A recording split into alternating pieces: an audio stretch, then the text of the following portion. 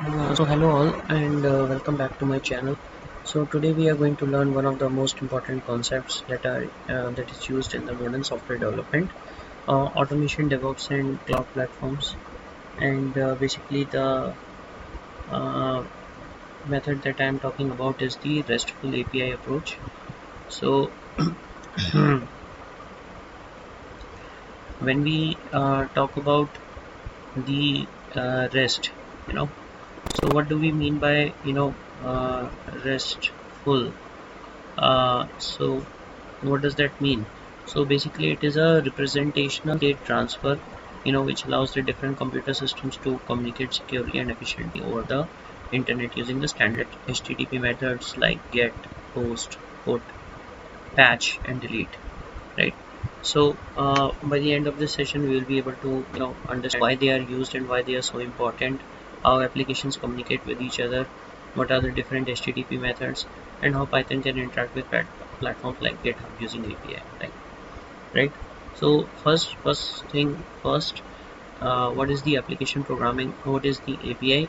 So API basically stands for the application programming interface. Now you would see a lot of platforms like uh, Cisco, Juniper, Aruba would basically open up or provide a you know approach uh, for the third-party developers to get a grab of the access. It could be a user level or access or admin level access, where they are able to log in through basic authentication, through API token based mechanism, through bearer token based mechanism, and access their particular uh, functionalities. So in simple words, the API is a bridge that allows two applications to communicate with each other. So this is how the third party developers would be able to talk to Cisco, Juniper, Meraki, or other devices, right? So let's say when a mobile app talks to a server, or when an AI agent talks to OpenAI, so they usually communicate through the APIs. Now what does REST stands for? So as I talked about earlier, it stands for representational state transfer, uh, and it's basically allows the different applications to communicate over HTTP using various HTTP methods like get, post, put, patch, delete. uh, so how does the architecture work, right? So basically the flow looks like that the Python script uh, goes to the REST API. The REST API heads out on the server. Then you will send, basically what you are doing is, when you send out this particular REST API, you are sending a JSON request, and on the request the server will respond to you with a JSON response, right? So this is how you get the output, like basically sending a JSON request and then getting a JSON response, right? So uh, JSON is basically a JavaScript object notification, right? And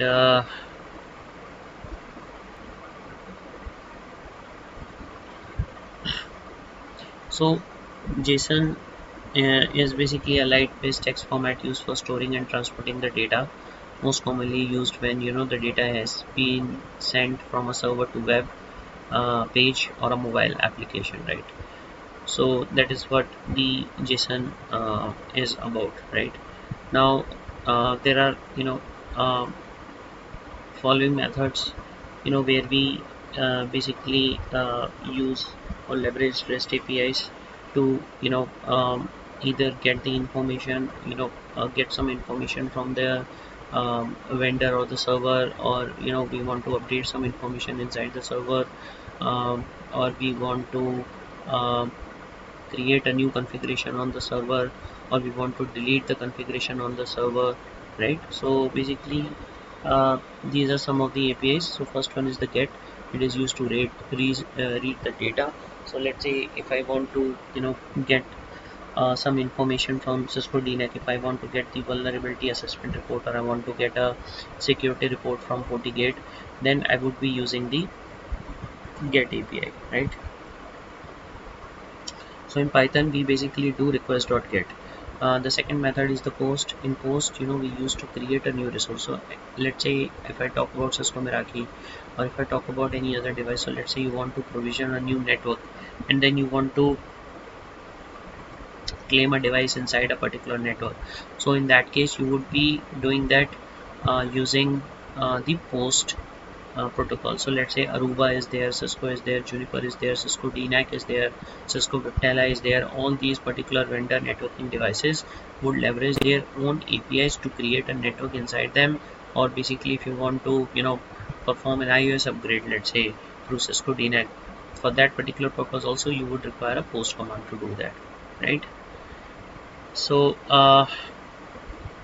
we use request.post, so that is about it, right? Then the third method is put or patch. Basically it is used, as I talked about earlier, updating in existing data. So let's say you want to modify an existing VLAN inside a Cisco device, inside Cisco Meraki, sorry. You want to modify the configuration of a cat pancake device inside a Cisco DNAC. You want to modify configuration of a device inside Central. So in that case, put or patch will be used. And last but not the least, the other method is the delete method.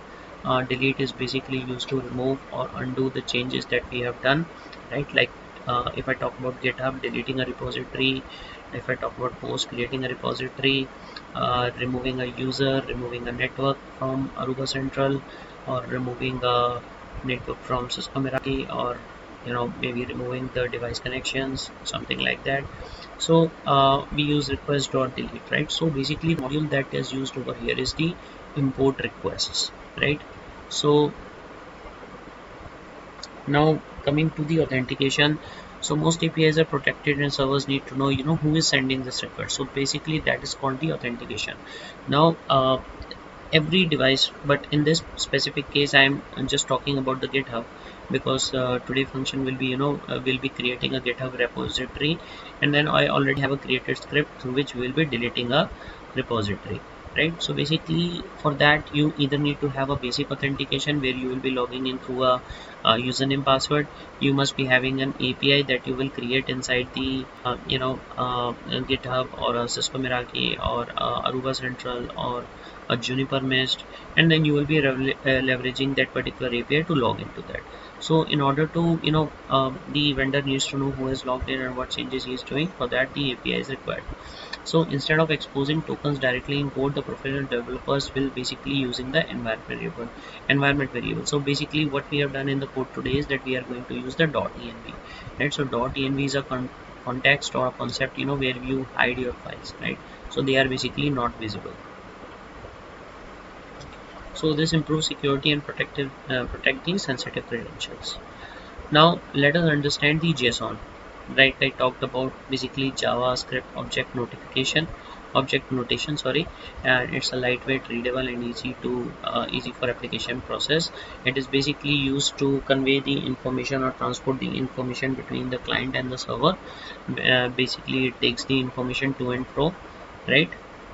So GitHub may return the username, repository, and column. So basically this particular information will be carried to the JSON responses, right? Now what is the real world implementation of the RESTful API? The real world implementation of the REST APIs is everywhere.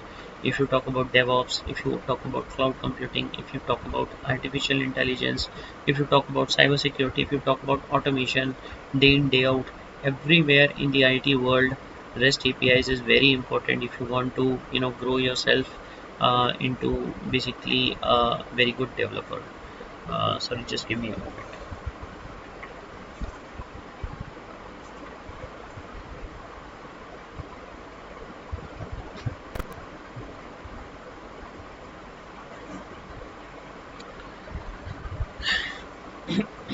Right, so not going to end this session, but let's skip this part and let's come directly, let's jump into the coding part. Okay, just give me a moment. Yeah, so what we are going to do is we are going to write a code. Okay, before that let me take what I am talking about. So see, this is the personal access token settings. Basically, I have created a sample personal access token for you, right, which is basically will be created over here after this particular uh, you know demo of ours. I will be deleting this particular access token so that nobody is able to access it. Now coming to the GitHub over here, so you can see that there are multiple number of environments, or you know sorry, the projects that I have already created in my particular repo, right? So you can refer that. This is the personal access token. As I said, I will be deleting this personal access token once I'm through with it. Now uh, let me showcase to you. Basically, this is the environment file which I was talking about, where I have put up my token, right?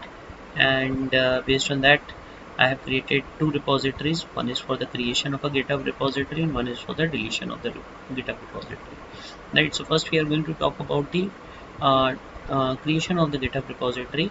I will write the code manually over here. After that, I will just showcase the code for the deletion of the repository, right?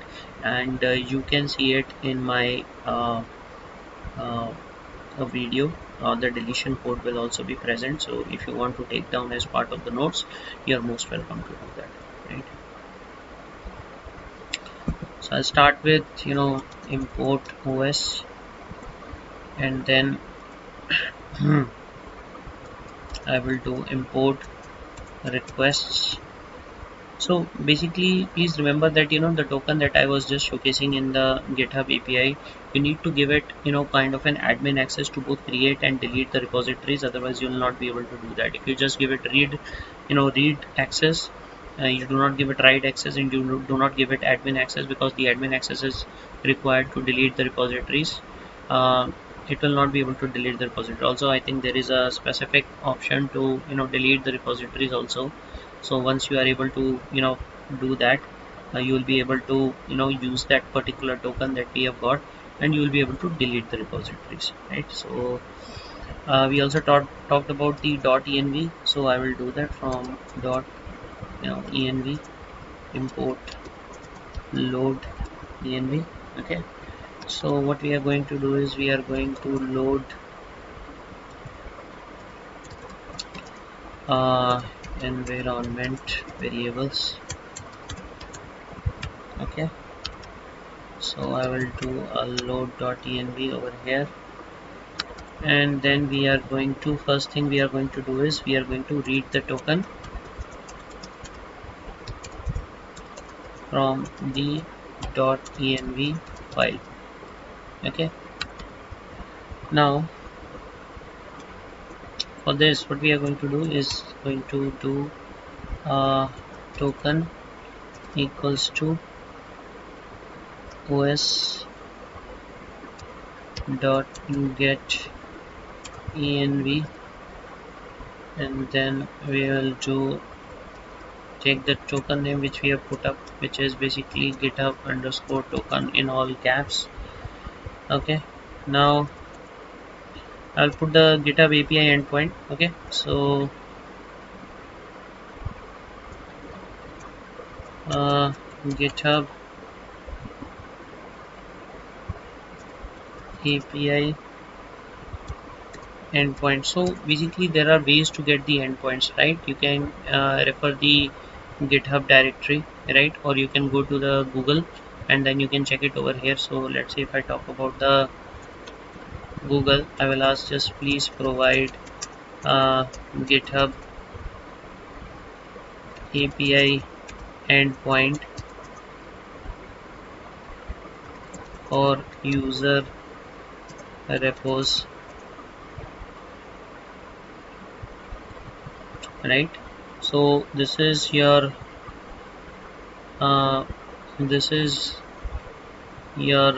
for a specific user. If you're talking about, then this is the user and basically repos, to create, right? So basically once you try to create, you can use user repos, and basically the full URL, it will be api.github.com, right, /user/repos, right? uh, so what we are going to do is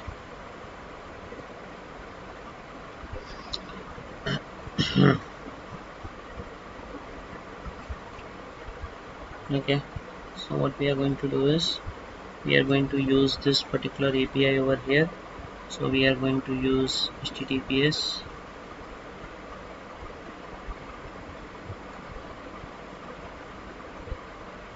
right, and I will put it up over here, and so I will call it the URL.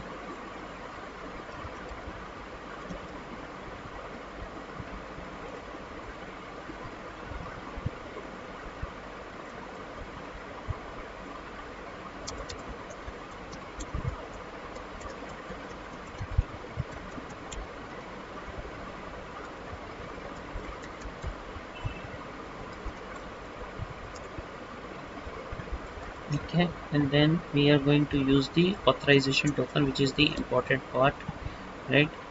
Authorization, and then in the authorization we are going to put up the token, right? So we'll put the token this way, token followed by the token that we are adding. So this will be the one. So this is the authorization, and it is basically a token which we have already added. Okay, and I'll put hash repository data, right? And in this data we can see over here,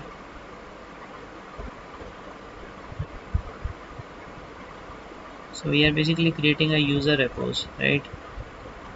So in the user repos you can see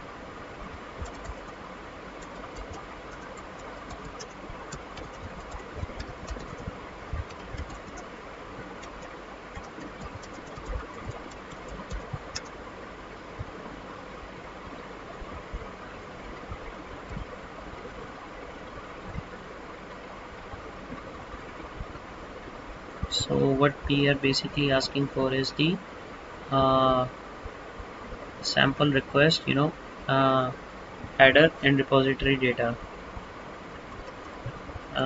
header and repository data, right? So either you can refer the API developer guide, right, and you can get your answers, or what you can do is you can basically fetch the uh, so it has provided the curl. Now you can see the JSON format also, and then you can see the authentication headers. Okay,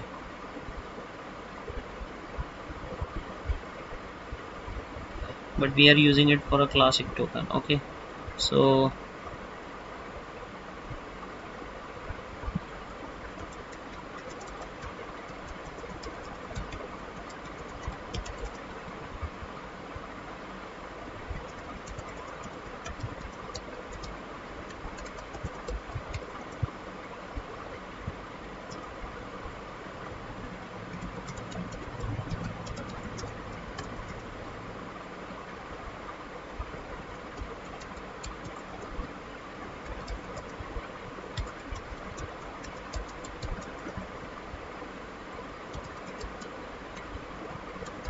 and private values.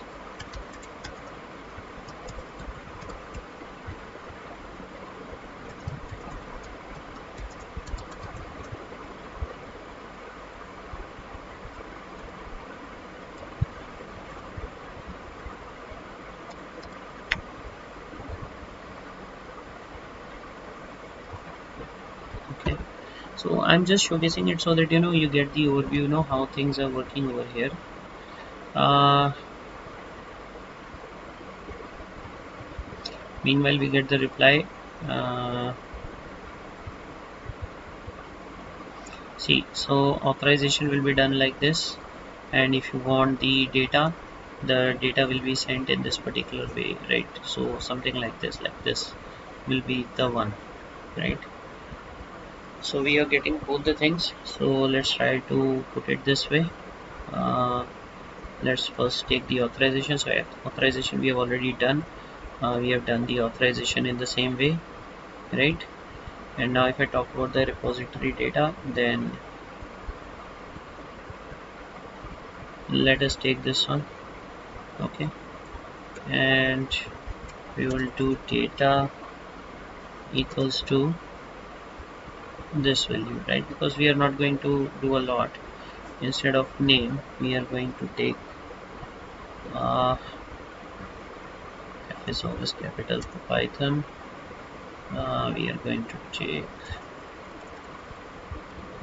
Python API demo repo, or Python demo repository. Okay, and after that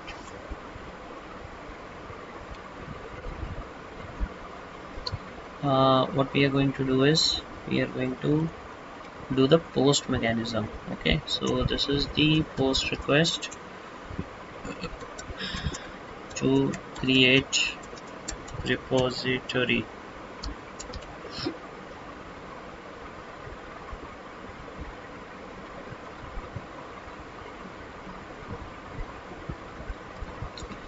So what I'm going to do is I will take a response is equal to this is equal to headers. Okay, and I will do a comma again, then JSON to print the response. So print status code. So we need the status code, because we'll get an output and it will be an error message. Either it will be a success, like you will get a 200, or you will get a redirect like 30 something like that, or 303, or you will get not found 404, or you will get client side or server side error like 500 error, right? So these kind of errors are expected in the REST API, right? We'll discuss them more in detail in the coming up videos, right? So now status code, and I will type the response dot status underscore code.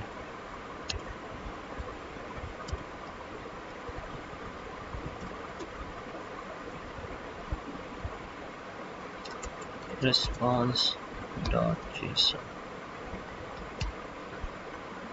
Okay, so basically I am printing the response over here. I am printing the response code, and this will be basically your JSON format.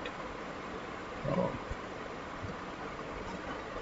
let's run this. So I have to fix it up.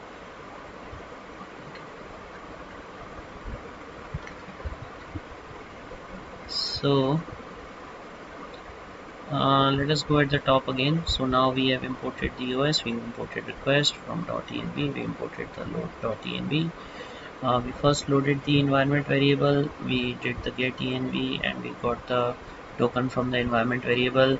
We put up the URL, which is API github.com user /repos. The username is not really required. Let me put it user, because we do not have multiple user. And then request header, we have put up the authorization over here as the token, which will be getting fetched from here. Then we have the data, which is the repository data, where we are putting up the repository, which is the new repository, Python demo repository. The description will be, this is your first repository. It will be a public repository, not a private one. Then I am putting up this post request, which will basically create the data, and then I am basically printing the output, right? So this is the printing of the response. Please, if you have any questions or comments, you can definitely ask me, and I'll be more than happy to answer you on this. Now once you have put up this code over here, let's run it.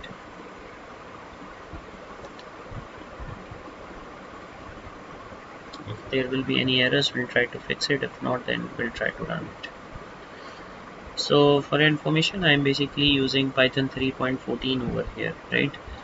You can use, I think, Python 3.9 and Python 3.10 also can be used over here, and I think it should just work fine, right? So now you can see that the Python demo repository has been created over here. It's a very big JSON response that we have got. You can see that there is a status code also printed. So status code 201 means that it has been created successfully, right? You can see the ID has been created, you can see the node ID, you can see the name of the repository that has been created. Now if I go to the repository over here, right, so this is the repository, click on refresh. So now you will be able to see that a repository would have been created successfully. Now you can see that the Python demo repository has been created, right? So this was the script to create a particular repository. And I also have, as I said in my previous discussion with you, that I already have a GitHub deletion of the repository already created. So I am just scrolling the code over here. If you want, you can pause the video and you can have a look at the format.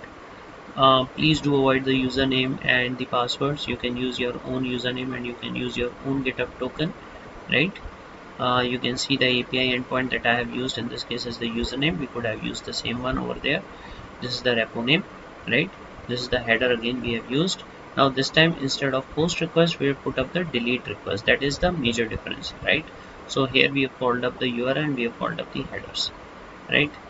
And after that, we are getting the response code. If the response code is 204, which is basically for deletion, we'll get the message that the repository has been deleted successfully. So right now you can see that this particular repository just few minutes back got created. I'll run this code and I will delete the same repository, because the repository that we are going to delete is the just give me one moment. It will be this particular repository. Let me copy this one, because the one I have mentioned over here is a different one. So let me copy and I will paste it over here. It's at the top, right? So let's go ahead and remove this. Let me save this, and now I will run it again. Okay, let's wait for the run to complete. The run has been completed successfully, and you can see that the repository has been deleted successfully, and the status code that we got was 204, right? So now let's go to the GitHub once again. You can see that this repository is there. Now let's click on refresh. Now you can see that the repository is gone, right? So that's about it for the REST APIs. Yes, for sure we will try to talk about this in the next upcoming videos, maybe one or two. We'll try to have more discussion on the RESTful APIs. The token I'm deleting, right? So you guys can create your own token and basically use it to create or delete any repositories that you want, right? In future that will be helpful for you. So that's all from my side. I hope you have enjoyed this video, and I will see you into the next one. Thank you guys.